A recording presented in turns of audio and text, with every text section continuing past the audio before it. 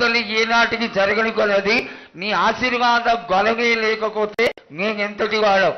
పూజలు పునస్కారాలు నీకు ఆనందపడేటువంటి విషయంగా ఖచ్చితంగా చేయిస్తాను తల్లి. అదేవిధంగా నా బాలులందరికీ ఒకటి విజ్ఞప్తి చేస్తున్నాను బాలక్క.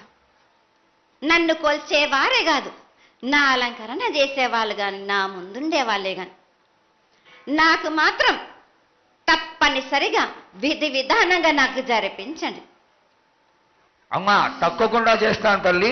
అదేవిధంగా గ్రామ పెద్దలు, నగర పెద్దలు, కౌరులు, భక్తులు అందరూ నీకు ఎంతో ఘనంగా ఈ 3 సంవత్సరాల కంటే కూడా 100 రెట్లు ఎక్కువగా భక్తజన సందోహం నీ ఆలయానికి వచ్చి ఎంతో గొప్పగా పూజలు చేశారు. ఈ పూజల యొక్క సంతోషాన్ని తెలియజేయ తల్లి. సంతోషంగా ఆనందంగా అందుకుని ఏటికొక్కసారేగా అందం బాలబాలికలు సంతోషంగా ఆనందంగా నాకు పూజలు అందించాను. వారి అందరిని నేను వెంటుండే కాపాడే భారం నాది. అరికాలకు ముళ్ళినట్టే నాముడి వల్లతోటి బీస్తాను భారం నాది. తప్పకుండా తల్లి. నా గ్రామ ప్రజలందరే గారు నన్ను కొలిచేవారు, నా కొల్లారి గారు, నా కజల్లలందరూ కూడా సమానంగా చూసుకునే భారం నాకు.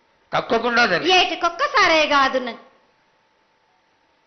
అందరి విషయంలో కూడా నేను తప్పనిసరిగా నేను తోడు నీడై నిలబడతాను. నా రాష్ట్రాన్నే కాదు, నా దేశాన్ని తప్పనిసరిగా కాపాడే భారం నాది. కానీ ఒక్కటి మాత్రం గుర్తించుకోండి, మీరు రాబోయే రోజుల్లో మహమ్మారి కూడా వెంటాడుతుంది. మీరు మాత్రం జాగ్రత్తగా ఉండండి.